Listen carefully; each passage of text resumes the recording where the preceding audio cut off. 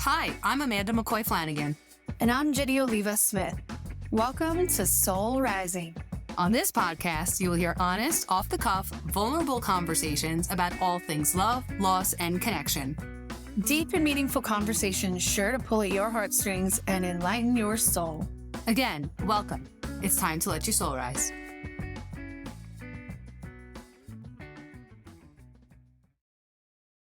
How do you show up in difficult relationships? Do you? Or do you run from troubling relationships in the name of self-care and mental health? Are you seeking a way to remain in difficult relationships in a way that serves your personal development instead of fleeing when the going gets tough? Can staying in challenging relationships through boundary setting be the pathway to emotional intelligence and enlightenment? Hey guys, what's up? What is up, everybody? Welcome back. Yes, it feels like we haven't hung out with you for a while. I don't know why. I guess it's been been longer. It is, yeah. Usually we put out a show every 2 weeks, but we had some stuff going on, some visitors in town.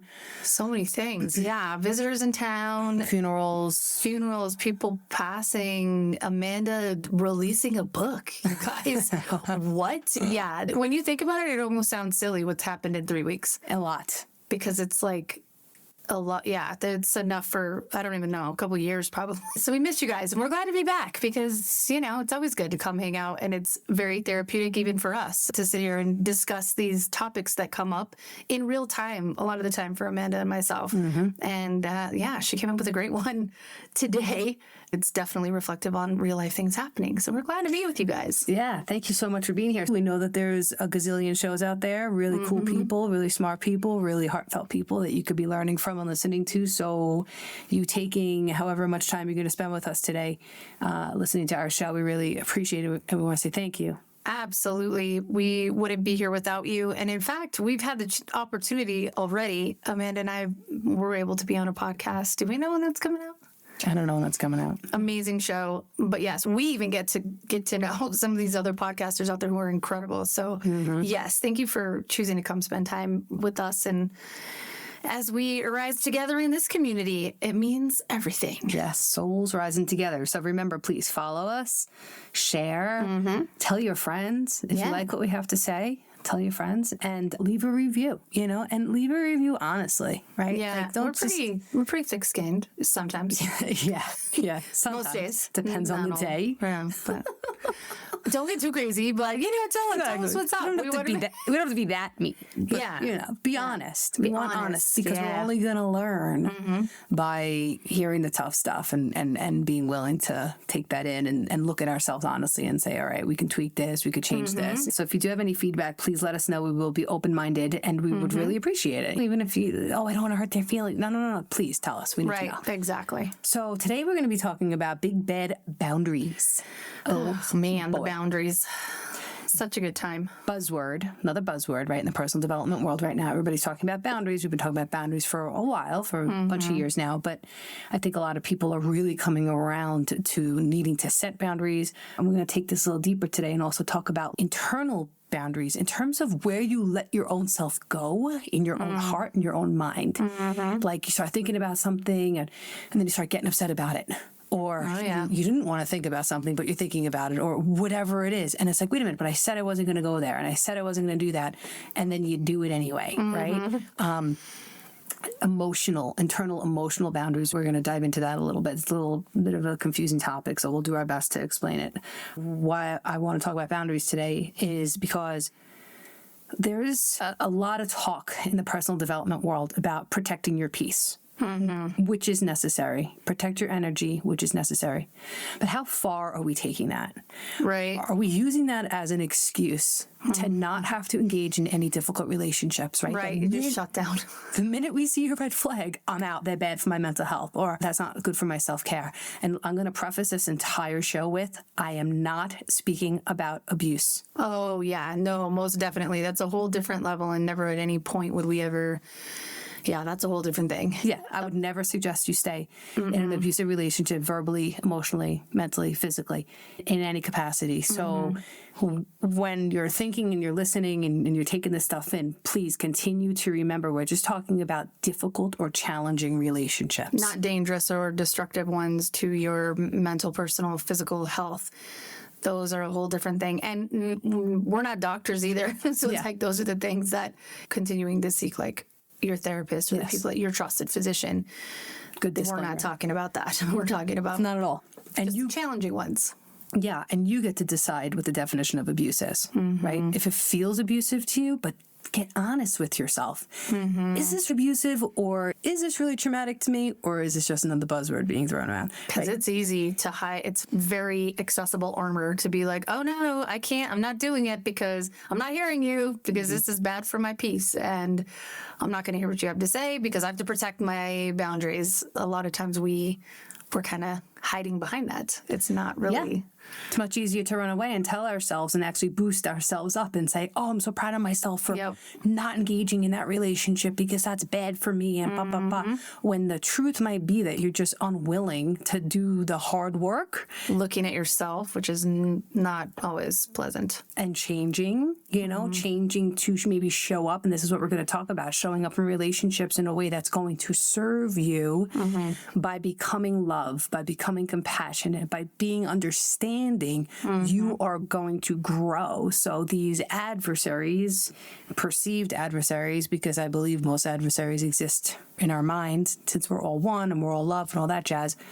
But by staying in these relationships or in whatever proximity you deem appropriate, right? Like as far away as you need to be or as close as you want to be, they can serve you in great ways. For me, how else am I going to grow? If I'm, it's like we said this in the very first show, right? Like if I'm skipping through the daisies and life is great all the time and everybody loves me and everything is great, where is my growth going to come from? Yeah, in my mind, I think about too, it's just when you first start going back to the gym or whatever and you're lifting weights, it's like if you just went, you're like, I'm going to lift this 1 pound weight all the time and just never go past that. Like you literally have to get to the point where your muscles are fatigued and hurting even. You have to get uncomfortable. You have to get uncomfortable. You have to get uncomfortable. Or you don't grow. It's true. I want to encourage you to use these relationships in a way that are going to serve you and ultimately going to serve that person too. We're not responsible for changing anybody or controlling the outcomes. We're only responsible for the effort, not the outcome, we say in recovery. But you do have an effect on people much more than you think you do. We all do. It's an energetic exchange you're having every single time. Any one of us interacts with another person, another human being in a room, anytime we're having an exchange. You can impact tremendously, and without even meaning to, you might be bringing up insecurities or triggering somebody in a way because they're looking at you and seeing something in you that might be causing them to be questioning something about themselves or getting to that uncomfortable place like you're talking about, of a place that they just wouldn't normally go. Yeah. So you have that sort of power. And then you also have the power to sort of steer situations and conversations. If I'm somebody's acting a certain way that I don't like or I'm uncomfortable with, or they're saying something and I jump down their throat or I respond in a nasty way, I give them back exactly what they gave me, right? Like, you're not going to talk to me that way. I'm going to give it right back at you. You're going to see how it feels. Exactly. I'm going to show you. No, because where is that situation? Where's that conversation going to go? It's going to devolve into fighting, yelling, screaming, maybe hanging up the phone on each other, maybe never speaking to each other again. Right. If you take the high road and focus on being love and peace and compassion and giving, how do we do this? Neutral statements, questions, those things work. If somebody is being ornery or they're just saying things that you're like, wow, I cannot believe it. That just came out of that person's mouth. You have a multitude of ways you can respond. So first, you don't have to respond at all, but if you choose to respond, you can de-escalate situations extremely quickly. Yeah. Do not engage in a nasty way where you're going to fuel the fire. Engage in a way with the intention of putting the fire out. Like I said, you're not responsible for changing anybody. It's for you. It's for you to say, you know what, I didn't go there. Right. right? I didn't go down to their level. I'm trying to bring this whole situation up. I'm trying to raise the frequency of this entire conversation. Yes, that's a great point you're bringing up, because in terms of energetic frequency, that interaction's always very dense and heavy, and it brings up heavy things for us. And none of us like those density places, and we're human, so we're going to have them. But they are very uncomfortable. They're very uncomfortable, and it's almost knee-jerk reaction, and some of it's probably survival skills. Yeah. But to have that, what did you just say to me? Like, and there are times, even after the fact, which, like you're talking about, how non-productive it can be when I can have a situation where someone, and it doesn't happen all that often, but when it has, it's like, have this thought in my head. I literally fantasize later about being like, oh, really? Like, you know what? Like, you have no idea. And then especially with me, I got this problem with like you mistake my niceness for weakness. And I'm going to make sure you understand that the two are not the same. Like, there's times I'm like, whoa, scare myself. Doesn't come out that often. But where I'm fantasizing in my head, like, oh, I'm going to tell that mofo next time, because I can be sharp with my words. I don't do it often, but it can happen. And there's times where I literally put energy into, oh, the next time this happens. Like, I'm doing something in a moment that's not even there anymore, when I could be using that to say, what is this bringing up for me? Why am I so triggered? What is this? What's happening? You know, what is happening in me? To use all these situations for introspection and to take a look and say, why is this triggering something in me? Instead of just automatically saying, I can't, blame, right? Like, no, how about look at yourself and say, well, what is this bringing up in me? That's huge. That is so huge. And some of these relationships are talking about, you can't leave, right? Like we say, oh, just walk away, just walk away. You can't always leave, like a coworker, or you choose not to leave, like a parent or a child. Right, family, Where although they're triggering you, to leave would cause more anxiety and more pain, and you'd feel bad about yourself. Like, I've considered leaving some important relationships in my life. And when I really play the tape and walk myself through it, I would feel worse about walking away from that relationship. And it would cause such a ripple, not just for you and that person, but likely for like other people in orbit of it, whether it be coworkers, whether it be family, whether it be any of that. It would affect a lot of other people that are involved in that circle of people. Yeah. Totally. So if you do choose to stay in these relationships, like, how do we use these things to show us our true selves and what healing needs to be done? I talk about this a lot in my book, this whole imago theory that basically says that we're drawn into partnership with people for healing. Like the phrase, oh, you married your father. Oh, yeah. That whole thing. Yeah. That's kind of the same idea. Right. That we're looking to heal basically childhood wounds through relationships. And that happens not just with spouses or partners. Oh my gosh. Yeah. Friendships. Happens with everybody. Happens with everybody. I looked back on a job I used to have years ago, and I was like, that makes perfect sense that I stayed in that job when I knew that I wasn't being treated properly and it was killing me, but I stayed anyway, because it's this, I'm trying to work something out inside.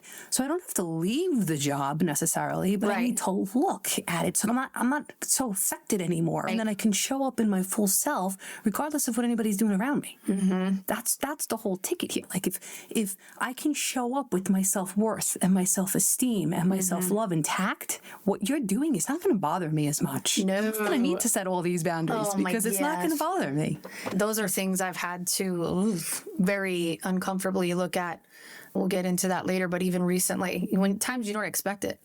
And the first reaction is, golly, that person is so in the wrong about this during this time of what everyone's going through or whatever it might be. And having to really look at it and say, this wouldn't bother you so bad if there weren't unhealed wounds just rising to the surface right now. And it's true. It is not something I know, even for myself, I've just not been comfortable before. I would always just be like, how do I make it all better? Generally before, I was like, who do I need to please and make, oh no, you know what I mean? Like, how do I just make this better for everyone around it? And then you're like twisting yourself all sorts of ways instead of, like you're saying, coming in as yourself with the love for yourself, because then you can also have compassion for the person, because there's a good chance you're bringing some shit up in them that they aren't comfortable with either. Well, that's exactly why they're giving you a hard time most of the time, because they're trying to deflect and they don't want to feel whatever you're bringing up in them. No. And they're going to toss it back on you in whatever hurtful way that they're going to try to, so they don't have to feel whatever it is you're bringing up in them. Right. So if you kind of shut it down and say, I'm not playing the game, right? Like I'm not going there because I know myself and my whole self is intact and I'm good and I'm showing up in love and compassion. You're taking the high road, right? And it just shuts it down. It shuts that whole conversation it down. That's how you neutralize things and the questions of like, oh wow, I didn't know you felt that way, or oh wow, I didn't think of it like that, or oh that's interesting. I'll take a look at that.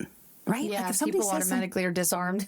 Like, what'd you say? Yeah, exactly. Because they're expecting you to be defensive and to come back. It comes back to that thing. I know we talked about it before, but we talk a lot about those of us that have those dopamine deficiencies or, through different reasons. But a lot of times it's just easier. You're almost looking for combat because you get the adrenaline of it. Well, let's have a conflict. Yes. Instead of me feeling very vulnerable and raw and wounded, I'd much rather feel like a warrior right now. So let's start a fight. Let's do it and put my armor on and it just feels safer. But then how do you actually feel when you walk away, even if you win the fight, right? You might feel justified. You might get a little ego trip for a little bit. But then afterwards, I feel a little flat. I feel like I missed some kind of opportunity. And I can sense that, right? And we're kind of talking a little bit like next level stuff in terms of being able to do this quickly. So you're not going to be able to do this for most people immediately. I still can't do it. I still get caught up. That's why we're talking about it. Yeah. Yeah. I couldn't do it last week. So, but Ginny called me. She was away. She'll tell you the story. And she called me, which thank you so much for reaching out to me and trusting me. Thank you for answering. Yeah. So it happens more quickly. We're unwilling to stay in these feelings as you do this work. Oh, yeah. It's unacceptable to live with this going on inside. So we got to address it. And we know that there's something more. It's always about the learning.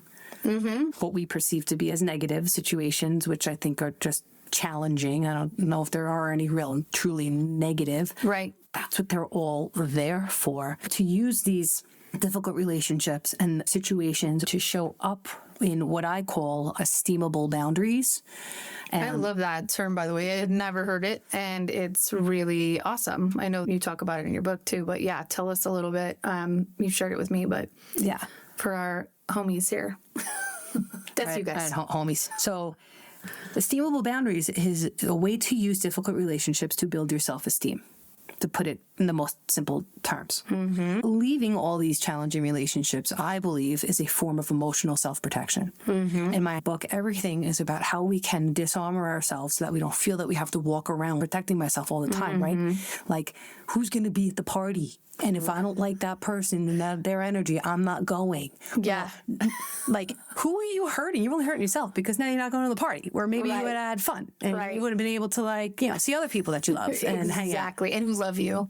Yeah. Yeah. So to use those uncomfortable situations where you're at the party and you got 20 people and maybe you don't like 2 or 3 of them, right? To use those situations to practice being love and compassion and understanding and not thinking about yourself, being emotionally selfless and saying, okay, I'm going to stop thinking about myself and how these people are affecting me. And I'm going to think about what can I bring to the table?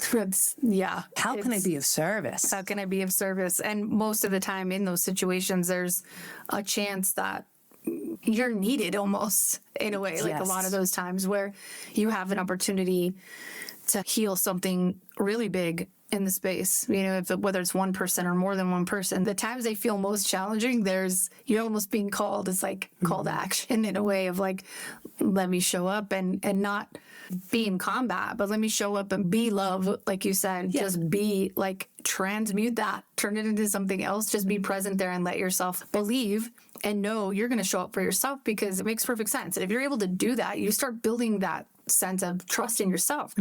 That like, you don't have to hide from anybody or anything. No. And you do build a sense of, you think of self-esteem as like, oh, wow, yeah, I like the way my hair came out today. Like, no, this is different. To be able to know with yourself, like, you're going to be all right. It's okay. Like, I got you because I know you. Like, I know your heart. I know your intentions. And the more we get to know ourselves, the more we're able to just walk into a situation and be anchored. And I think you're right that these opportunities, they come up, and most of the time it's just so much easier to be like, I'm not going over there. I'm not hanging out. Yeah, exactly. Yeah, I'm gonna take shit from people. I'm not saying you gotta like go out of your way to be super nice to somebody. No, because then you're bordering on codependency, and that's not good. But like, I don't know, if you happen to be standing next to the person, like you just happen, hey, how you doing? What's going on? What's new? You know, strike up like a very simple conversation, or give somebody a little tiny compliment, and it doesn't have to turn into, oh, now we're best friends and we're hugging and everything's great. Yeah. You give the compliment, or you could say the little nicety and then walk away. Yeah, sometimes you could go walk away and engage with someone else, because there are sometimes you're going to try to do that. You're going to be all, hey, oh, so anyway, I really love, like, that's awesome. Whoa, this food's really good you made. And then sometimes they'll literally look at you straight in the face. They'll look at you and make sure that you know that they heard you, and then they'll just look away like... And it hurts. And that's going to roll into Ginny's story of something that happened to her last week, the week before, that made us want to do this show. Yeah. I'm experiencing some of this at a unexpected, I guess, kind of deep level. Things that I thought, I'm like, oh, I don't have a problem with this person. I am somebody who has had those issues with codependency. I need people to be okay. And there's a lot of times that fear of hurting somebody or not being accepted or making someone upset or mad. That's been something that's followed me throughout my life. I think just childhood situations, survival things. So being a recovering codependent person who's convinced they're not codependent, I'm like, I'm the most independent person in the world. Like, I could do things on my own, which I can, but I also need to fix everybody and fix every situation, which is codependence. Had been experiencing a situation with a relationship that it's really odd. It's not often that I go through a situation where my utter presence is disturbing to somebody, like just walking in a room. I've been in sales my whole adult life. I love people. I can walk into almost any room and can figure out a frequency of, okay, I can know what to tone down, what to bring out, what to do in order to help people be comfortable and be comfortable around them. And it's not often that I've had this situation where recently, over the past few years, I've realized like my utter presence around this person literally makes them sick almost. That's how it feels. And I don't know why. I have no idea why. This is somebody who been very close with in the past. Very close, like crazy close. Family vacations, things like that. Somebody who I've cared a great deal about, somebody who I've had a really tight friendship with. I have a vague idea of what might have happened, but not 100% positive. We were sitting at a table with people and I was trying to like, okay, I know I need to be cool in this situation because there's other circumstances that were occurring with the loss of someone we all love so very much. So I had that in mind and I continue to keep it in mind. I didn't think these wounds were still there for me. It's been a couple years since they kind of started. And boom, like, I mean, a hurricane rolling in, this feeling, it shook me to my core. Because in my mind, I'm like, well, whatever. I'm just going to be around this person the least amount that I need to be. I'm not going to be around them very much. I'm going to show up and be love, all of that. And then literally there were times where I've asked this person a question. They would look straight at me, look me in the eyeballs and turn around and look away like, please shut up because you're making my soul die a little bit every time you speak. That's how it felt. And I didn't, again, in my mind about, wait, what's wrong with me? What did I do? And I'm in my head doing that old behavior, you know? Okay, wait, what happened? Did I upset somebody? You know, what did I do? But allowing that to hit my core, my ego for sure, let me tell you, I thought that thing was like in check. Oh God, it was literally providing me this opportunity of instant ego inflammation and hurt. I mean, instant. I was like, what in the, I've been great. Like I'm in my head, I'm like, I've let that go. It doesn't matter. I don't need that person. And if they don't need me, we're cool. It's fine. No, this was like instant. I was so hurt. That's the fun stuff about this work is you think you've made progress. Oh, it's hilarious because you really think, I'm like, oh no, I'm doing so much better about that. But you have made progress. I because have. you called and you processed and I talked about it. Yeah, instead of fantasizing about bitch slapping somebody who, by the way, I love. P.S. You didn't stew in it. No, I did not for too long. But man, I went over it probably more than I needed to, I think, to a degree. But I had to ask myself the question. I was so grateful when Amanda answered the phone, because I did want to talk to someone who I knew could be objective with me. Because I got friends too who I could start in on that, and they would be like, you know what? F that person. Yeah, don't we do that? Don't we call everybody until we get the answer? Until we get the answer we want. Oh, and I could have been like, beep, beep, beep, beep. They would have been like, what? What do we need to beep? Do we need to beep? What? And then, no, that's not what I needed. And Amanda really helped me talk it out in a way that I realized that the feeling that was coming up so much was this feeling, totally old wounds of being kicked out of my tribe, man, not having the main people who, like, even parental, there's old wounds that I have that are about not being accepted, not being wanted. Yes, isn't that like, always what it comes down to? Gosh. And I mean, I had to hear myself saying these things as I was talking to Amanda, and it came out, and I'm like, holy mackerel. We walk around our life. A lot of times we're carrying these things, and sometimes it's not 100% ours. For instance, and this isn't to be disrespectful at all to either one of my parents. I'm grateful to them and I love them, but at times in their unhealed times, their divorce and all the things and the betrayal that they felt they did to each other, they had a habit of using us kids in a way of like playing chess, and both my parents at one time or another in these weird backhanded ways for like, my mom not too long ago was like, I'm so glad and I'm so proud of you for all the things you're doing. I'm just so proud of you. She's like, I just remember how sad everyone was for me when they found out I was pregnant with you. And I'm sitting there, I'm like, I'm getting ready to make a massive decision in my life at that time. I'm like leaving my career to like start this thing. And she's like, I'm just so proud of you because I remember being pregnant with you. People were like, oh my gosh. They were crying for me because I was finally going to leave your father. And I couldn't do it because here you were. And she says, I'm not, she's never said any of this before, right? She's trying to compliment me. And she's like, I'm just really glad I didn't abort you like you wanted to do, right? And I feel because these things give me a sense of humor, I think these days as I've gotten older, but I was like, what did she, what? And I laughed it off at the time, but I was like, oh shit. And then, at times when same from my dad's end, he made sure I knew that there was a time my mom was so heavy in her addiction that it was like, she sold the parental rights for like $500 so she could go get Oxy. Like you were 13 and she was just like, cool, take her. And he was upset too. He was hurt with the things she had done. Long story short, I didn't realize, as much as I maybe think that they've rolled off my back, really they did not. Man, that stuff's a lifelong process. Consciously, right? Yeah, we think we're good. Doesn't matter because we intellectualize things, we understand it, we forgive the people, but it just leaves this mark. These like coarse things from our childhood that they're in us. They're so ingrained in us. Yes. Sometimes the best we can do, I think for anybody, progress, not perfection. Progress, not perfection. But we are moving forward on a spectrum of healing every time we look at this. Yes. And so the thing this girl, she is helping you. She brought this up. Yeah. So this feeling, like I said, these are things that I've thought never bothered me. And again, they may not even be fully true. Who knows? My parents were in tough spots. I don't blame them. But all of a sudden, this thing came up. I'm like, holy crap. I've been battling with this thing of not being wanted. That my life in general was not even originally wanted, and in fact was like, you're really messing up the plans right now. But that's not something I ever thought bothered me. But then I have this scenario with someone who I care deeply about and have had a friendship with years, like our kids know each other well and all the things, and to all of a sudden this just viscerally painful feeling and then anger. There's a few times where I'm like, oh no. It's only come out a few times in my life where I have that ability to be like, I'm cutting this shit off like you're dead to me. I don't like that side of myself. Sometimes I do, because I'm like, oh, look, you do have that gangster in there. Well, sometimes we confuse empowerment with self-protection. I guess that's what this whole show is about.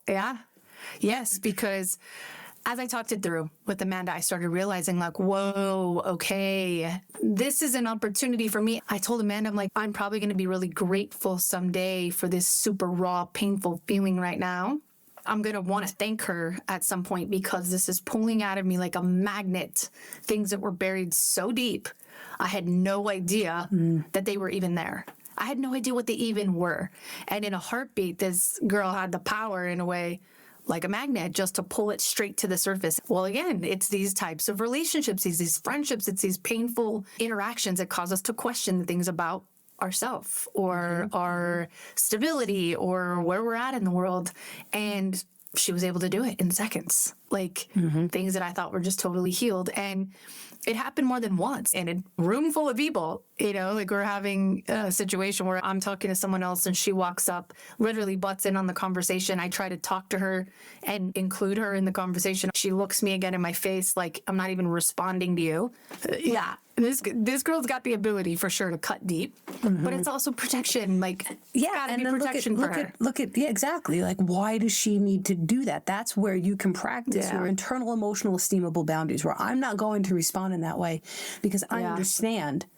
I'm enlightened enough to know that this person's hurting, that this person is just a product of their own experience. And she needs to respond, probably because you guys were all in major grief, right? Yeah. Weddings and funerals, they just bring up the most emotion in people. They really do. So you were capable of understanding, maybe not immediately. I didn't want to, Amanda. You heard my voice. Like, I didn't want to. You have to go through the anger. Yeah, you have so to go mad. through that. I'm not saying that we should be walking around like Dalai Lama, like kumbaya all day long. Like, we have to feel and we have to get angry. Yeah. But we can't sit in that for too long. We have to use it to say, what is this anger teaching me? It's a teacher. There's fear. Fear is always the emotion under anger. A big time. And because I'm not somebody who, that's not like my ace in my pocket. The whole like anger thing is not my strongest card in the deck usually. When it does come up, it's foreign to me. And I'm like, oh shit, what is this? And you're right. It is stemming from a place of fear because you're questioning everything. And also like, wait a minute, this relationship had a structure for years upon years upon years.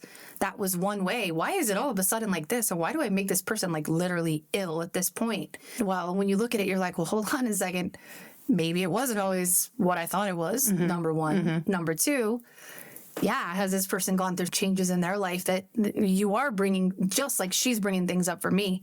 Maybe I'm bringing things up for her. I don't know what they are, but how many times do we tell ourselves or we hear it in recovery, like, what you think of me is none of my business, right? I could say that all day. Sure, it's easier, so much easier said than done. So much easier said than done. And that's what this provided me the opportunity, because in my conscious mind, I was like, this is not about you right now, Ginny. Like, you need to calm down. That right there is progress. Yeah. Like, there's a lot happening in the room around, like a lot. There's a lot of heartache and a lot of emotion. And you're an empath and you were feeling deeply. You were open. You were so open. And then this chick just took a shot. Oh, bro. Right? Your aura was gone. Your aura was down. Boom. That's probably, and then that angered me. I'm like, does this person think because everyone's in this vulnerable situation right now that they get the pass to do this to me? You know, why people treat us certain ways or why people pull away from us. My own personal experience with this is people have pulled away recently and I'm like, well, why? Yes. Why? Like, I can kind of maybe understand it, but the truth is I don't have to. No. I have to just respect that person's boundaries and their lack of desire to be close with me. Yep. And I have to accept that. And I have to understand the capacity that they're able to go into relationship with me. Yeah. And understand that letting somebody go and just be who they need to be without trying to figure it out all the time. Oh, God. And without trying to pull them in closer and to then solve the jump mystery. through hoops. I'm going to jump through hoops of fire and I'm going to do this and I'm going to bend over backwards to make you want to be close to me. Letting those people go and respecting their direct or indirect messages of, I'm not interested. Right. That is compassion. That's such a good point. It's such a good point. So, like, not having to figure out why this girl has an issue with you, where we know you're reflecting something back to her that she doesn't like about herself. That's typical. But then isn't that crazy? I see her now and go, yeah, but did I do something that offended her? Did I do something? Like, what was it? To look at so that, like, you can maybe change your behavior in the future, but to not, like, lose sleep over it. There's differences. Man, I did. But that's what was hilarious is because we're going on probably 3 years of this, kind of taking on this different tone to it than what it was. And it kept me awake. It hurt. I couldn't not think about it. I would sit there and I would talk it over with my husband or whoever. I didn't talk it over with too many people, but I'd be like, I just don't understand. I totally relate. I had somebody who I was so super close with for a while just completely ghost me. Completely, like, I don't think my texts were going through because it didn't say delivered. I'm like, did this person block me? Yeah. Like, what is going on here? And I mourned that person for a good 6 months until I finally had to take down all the little trinkets. I had to put away all the cards she gave me. I had to get rid of all the stuff because it was just like pouring salt in a wound, and I couldn't move past it. Yes. Because I was just sitting in it and trying to figure it out. I tried to figure it out. My sponsor in New York calls me the big brain. She says I have the figure it out isms. Yeah. Right? I'm constantly trying to make sense of things that either are unsensible, there's no sense to be made, or it's not my business. It's not my business. It's not even about you. I don't need to know. I don't need to know. Because it does cause me to look back and go, okay, as much as you're like, oh, Ginny, this isn't about you. Like, you're making this shit about you, Ginny. Like, exactly. It comes back there you go. Like, you are making this about you. That's the emotional selfishness I talk about versus the selflessness where, wait, maybe it's not about me. Maybe that person's going through something and I don't know what they're going through. And if I can flip the script here in my mind instead of thinking, well, what's wrong with me? Like, I'm my worst enemy. I'm always blaming myself. It's always me. I always did something wrong. I know. I get that. It surprised me how off guard it threw me off track completely. It was a train wreck for me. I was like going along and I'm like, oh yeah, I don't even care. I don't care what this person thinks of me. I'm over it. Like, I'm not going to sit here and be treated like crap. You know, I'm not going to do it. Like, I'm not going to take it. And then in my mind, had let it go. This also speaks to the whole love, loss, and connection part of our program. Our program. What are we on your program tonight on? Oh, yes. Listen, couples. Welcome to the program. I love that. That makes me so happy.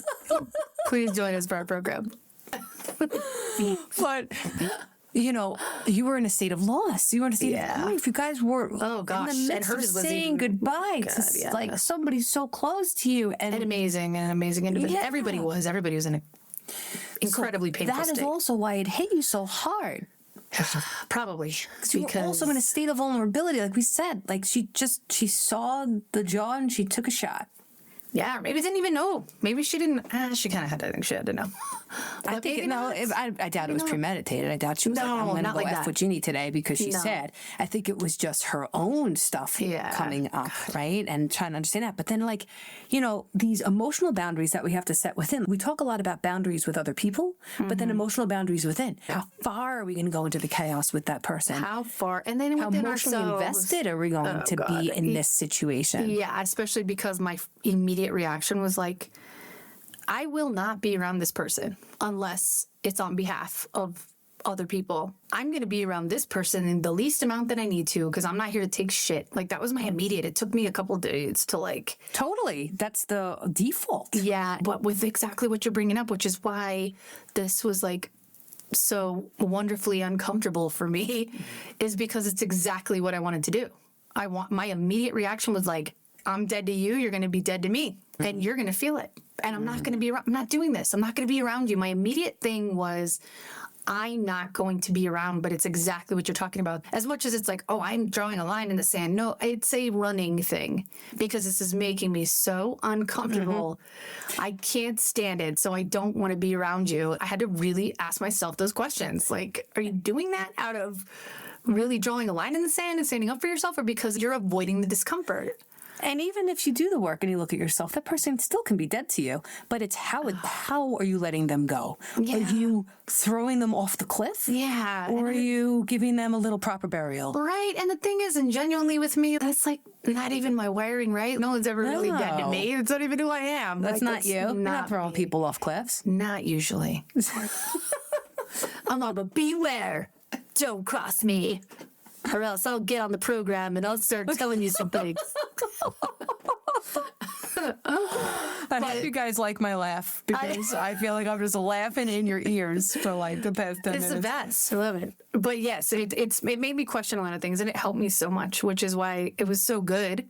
We talked about bringing this up because there's no way I'm the only person who's dealt with this with a family member and, or, you know, because it's got to happen all the time, especially when we're going through painful times, that we have these weird times and where we could make this an opportunity instead of turning it into this crazy like novella, like Mexican soap opera that gets so dramatic about myself, that it could be an opportunity for me to take a peek at some things that I thought were healed that actually have nothing to do with her. They have to do with like way older things that I still haven't allowed to fully come to the surface about how I feel about my worth.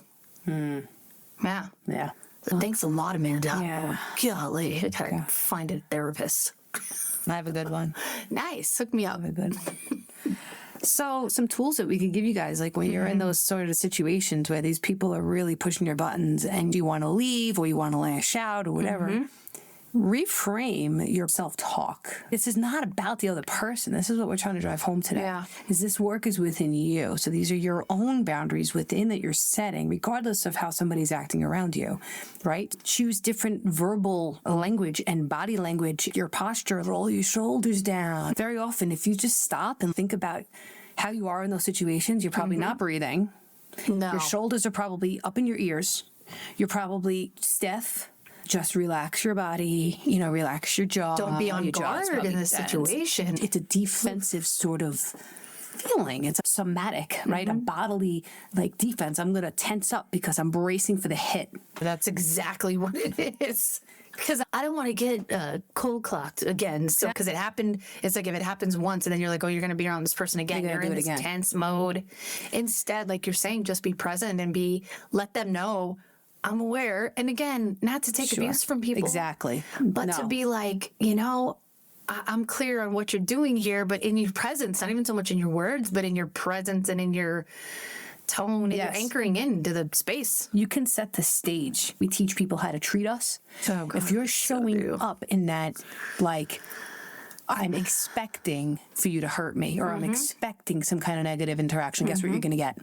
You're going to get that. 100%. Whatever your perspective is what is coming back to you. What you see and you perceive the situation to be is whatever you're looking into it for. So if you enter these situations with an attitude of, I don't need to be on guard, I'm good, I'm solid, I have my self-worth, whatever this person does or says. Even if they cold clock me. Listen, I'm not sitting here saying that you should be a doormat and that you should allow people to treat you badly. Or you can leave and walk away. But how are you leaving and walking away? Or if you respond to the person, what's the intention? What's the feeling? What's the energy? My whole thing is that our energy is creating the chaos out in the world. So these situations are opportunities for us to shift our energy when we're in these. And people coming up on an election, right? What is this, 23? We got another year and a couple of months. They're gonna start fully cocked, both barrels coming at you very shortly. Yes. They haven't already. I'm not really paying attention, but you're going to be in these conversations again. Oh, yeah. Because 100%. shit is so much worse now. It's almost laughable how much worse it is because it's so much worse. But you're right. Let's be real, you guys. I know all you guys know. We're here. We're reminded when we lose people, when they pass, whether quickly or through illness or through overdose or whatever, like old age, it doesn't even matter. Like it's brief. This time here is brief. And how you leave that moment. And that is something for sure. I caught myself. There was a part of me, the ego part, that was like wanting to leave in a cold manner, wanting to make this person feel shitty. And I'm like, Ginny, come on, dude. You don't know you're going to get more moments with this person. Don't do that. Your power really lies in leaving that situation and maybe having somebody shake their head, an SMH, in a, wow, did that person really behave? Wow, she didn't come back at me. Wow. You're showing them love. Their head in a way of, wow, that went completely different. And why did I have to act like that? Why can't I act as peaceful? Why can't I feel as calm and compassionate in emotionally charged situations? You have so much power that that is where the empowerment comes in. It doesn't come in I'm protecting myself and I'm never going around that. And I'm going to make sure that everywhere I go and everything I do is surrounded with good energy. Yeah, that's ideal. Sure. That's ideal. But what's the truth of that? Is that reality? You can't control it. Are you going to stay in your house? You're going to stay in the meditation cave for the rest of your life? No. I got Are you Buddha? Are you Buddha? I didn't think. Are you Jesus? I didn't think so. Yeah, life is going to happen. We cannot protect ourselves 100%. When you come up on these things, and even if you're a little Rebel rouser. Show number one. So show number one.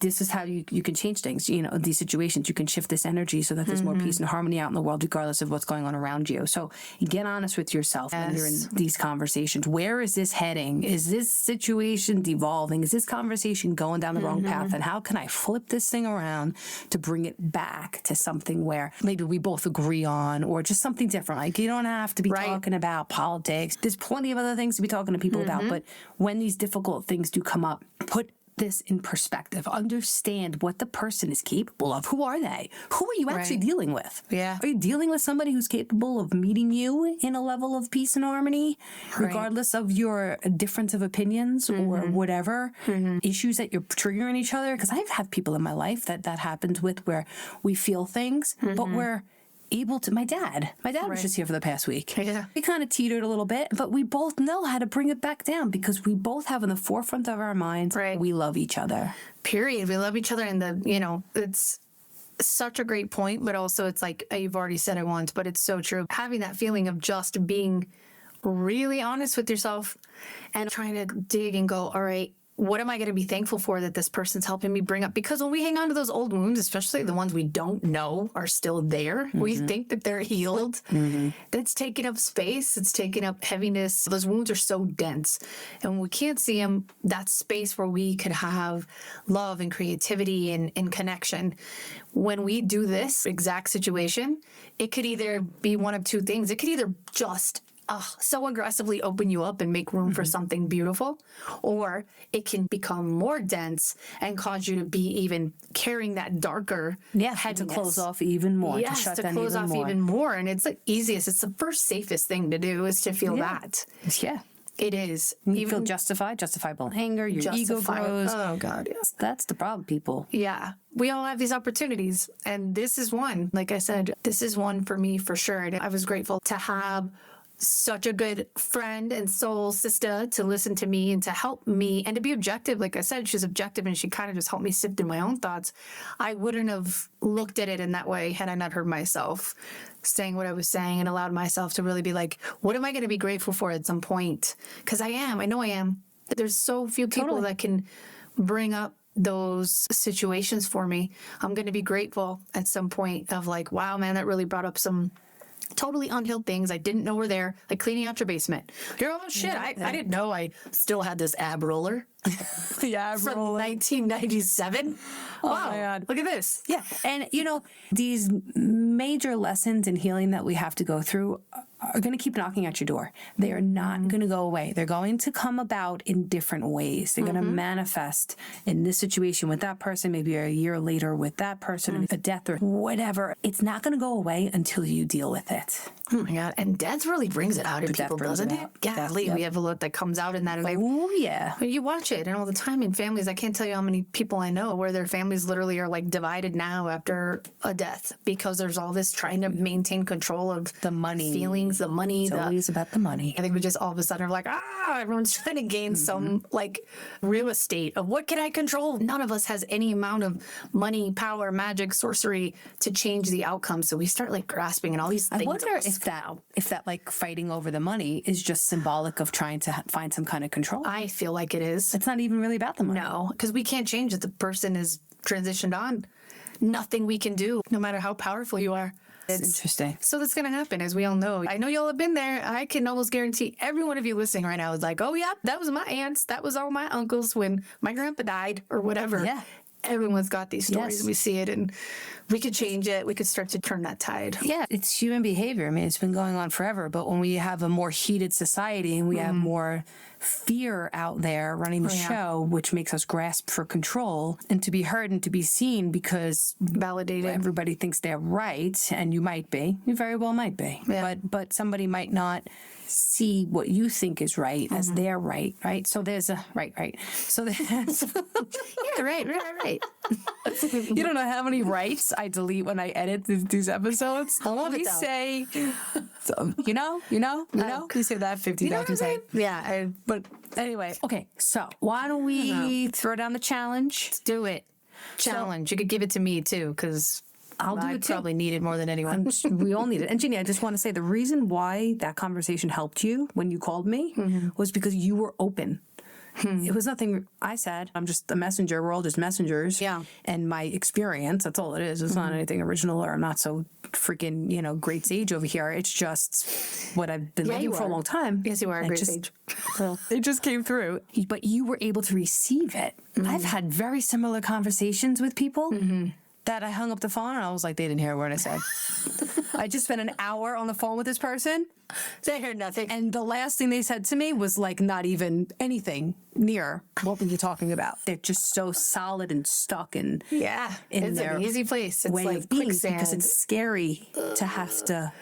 You jumping into that vulnerability, into that fear, and looking at yourself. It's huge. So I'm very proud of you. Thank you so much. And again, like I said, I appreciate you being objective and also trying to come from a place of love, because it is easy at times. And we can have that that tribal thing, right? Where immediately you could be like, what? So what happened? Oh gosh, let's talk about how terrible it was. Because we have those friends who are like, yeah, I got your back, but it's. Yeah, and we feel a sense of like strength or bonding or whatever in this like camaraderie against one person. That kind of like group mentality when you get more people revved up about one thing. Well, look at politics. We're doing it in politics. It's kind of a tribalism. It's a sense of like, I got people in my corner. We're going to have something to fight over. And instead of being like, hey, whoa, what is being brought up for me that I need to heal? Because if I'm healed, it's not going to bother me that much. I'm going to be able to let people be who they are and go through their stages of all the things.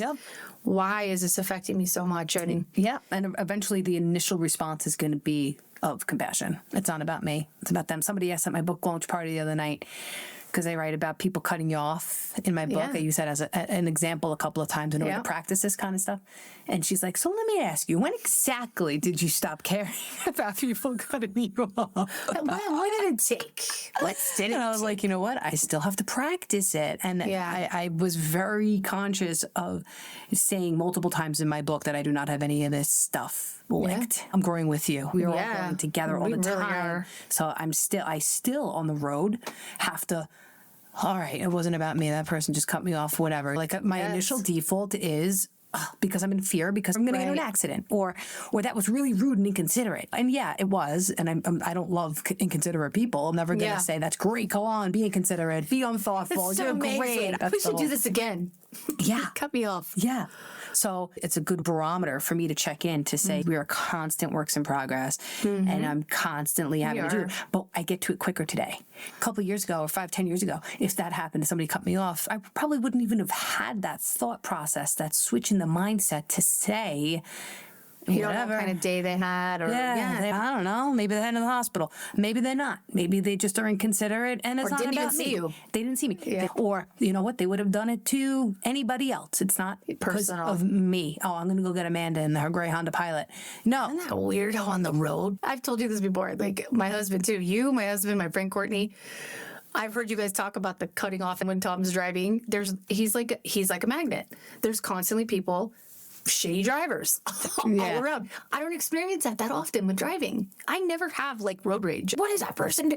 I'm never in that situation. I'm in a lot of other ones, but never in that one. And any time I'm in the car with Tom, it literally happens all the time. He's like, Well, what the is truth this? is, Tom, if you're listening to this, don't hate me. The truth is, you're bringing that to you. Right. You're That's what I told him. attracting There's those for some people. reason. And maybe it's because you got to feel like you got to have a little bit of that battle or the Maybe the way you're driving is unconsciously aggressive in some way that those people feel they need to then kind of come up against you. Right. I don't know. It almost always is. He's always right in this sense, but it always happens because if I'm in a left lane and I'm going fast and I come up on somebody going really slow, I just Go around them? go around him. That's not my husband. He sits there angrily. It's almost like, you're going to feel my presence because you're not supposed to be in this lane. Like, Well, that was like us the other night going out to dinner. Ginny and I went out to dinner in Denver with some friends a couple weeks ago. And I was in the left lane and I'm going like 80. Our speed limit is 75. yeah, you're So- already above speed limit. But in that 85, I guess people are going in this. So this guy behind me wanted me to move over. It was so crazy. And he was like, I could see him in my rearview mirror. He was like, his hands were up, like, just move over. Like, And Amanda's like, nope. and guess what I did? I just stepped on the brake ever so slightly, and I just kind of like hung out, and then I moved over. So I have work to do. Right? Well, this is the everyday things. These are the things we're all Like, why? And the guy was right. Get out of the fast lane. Move over. It's called the fast lane, bro. Listen. He's right. And I'm still annoyed that he's telling me to move over because I think I'm going 80. It's fast enough. You shouldn't have to go. You shouldn't have to go faster than 80. Listen, mister. You don't need to get, you're already 15 miles above the speed limit. My God. But see, that's Tom. He's always like, he doesn't ride, but he'll stay back there. And I'm like, why don't you, like, literally the middle lane? Because that's not the point. This is the fast lane. Exactly. We're very principled, which is a beautiful thing. Yes. It's a beautiful gift. Yes. And you and Tom are that way. You guys both have that way about you. So, yes. But it definitely translates to the road. So it's how we use it. I always say that, right? It's how we use all this stuff. So Exactly. none of it's bad. It's just how it's used. All right. Back to the challenge, people. Yes, do it. Let's go. Okay. So next time you're going to be in a situation with somebody who's going to challenge you based on past experience. It's like, well, I know this conversation's going to go down this path. Instead of not going, role play it. Okay. Try to. Idea. If the person is predictable, if you know it's going to go a certain way, consider how you might respond differently. Almost like presets. Yeah. And not so much to like diffuse the situation or what they're going to say. Although, like I said before, you do have some kind of power in that. But to diffuse your emotions. This is all about you.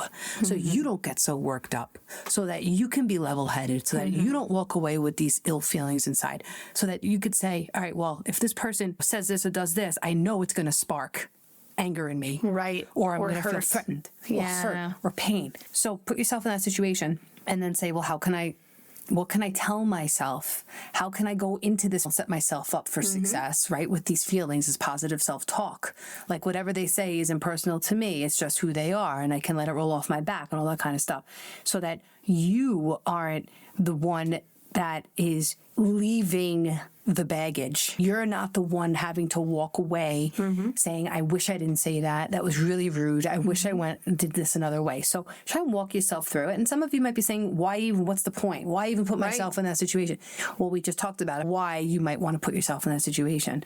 Because by being with that person and responding differently, you're going to walk away instead of feeling like, oh my God, I just unleashed on this person and now I feel like a piece of crap. Right. Walking away saying, wow, I just showed that person love and compassion and I like myself. Yeah. I like myself. I can trust myself and I can trust my own emotions. I can trust that I will be here for myself. I'll show up for myself in the situation. I'm not going to need some kind of response from them. I have something that's anchored inside that's going to allow me to keep that calm level.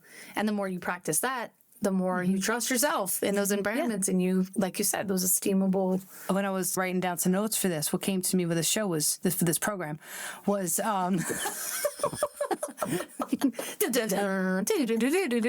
we need a typewriter. I know, seriously, was an emotional escape route. Plan yourself an emotional escape route. Good call. So that when you're getting worked up, because you can feel it. I get hot. I get a little flushed. Like I can feel it coming on. And then my throat tightens up. Yeah. Yeah. So try to tap into role play it, right? How are you going to feel? What's going to happen? But I'm not saying that's not going to happen. That's going to happen. What are you going to do after that? Right. What are you going to do in it? Yes, in it, while that's happening. What's your emotional escape route? What mantra can you tell yourself? How can you get back to taking the higher ground, right? To rising above. Soul rising, having the emotional maturity, the spiritual evolution of your soul, and say, you know what, I am going to rise above this whole thing and I'm going to be loved no matter what. No matter what. No matter what. And even if it means sometimes you do have to kind of smile and maybe not leave the premises, but walk away to go engage and have a living conversation with someone else. Yes. But not leave like the whole...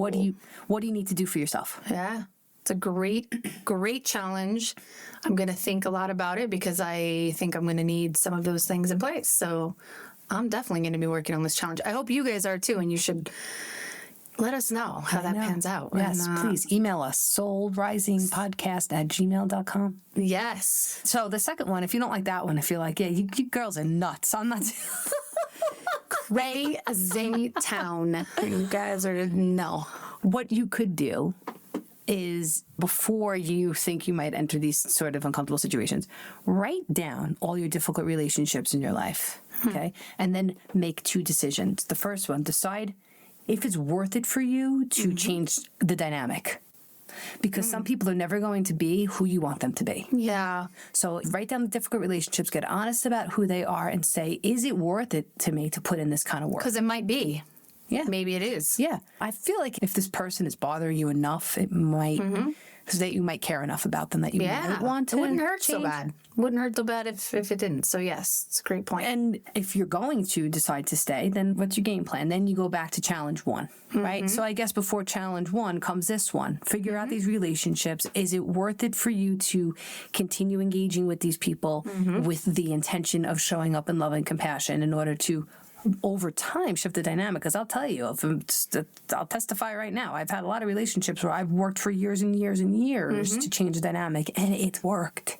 It's worked. That's huge. And they've gotten better. And that's huge for a lot of people to hear, because everybody's got at least 1 or 2 that run really deep. So that's a big deal to hear that. Yeah, and if you decide that it's worth it to stay and do this work, how are you going to do it? What's your emotional escape route when this happens? How are you going to interact with these people?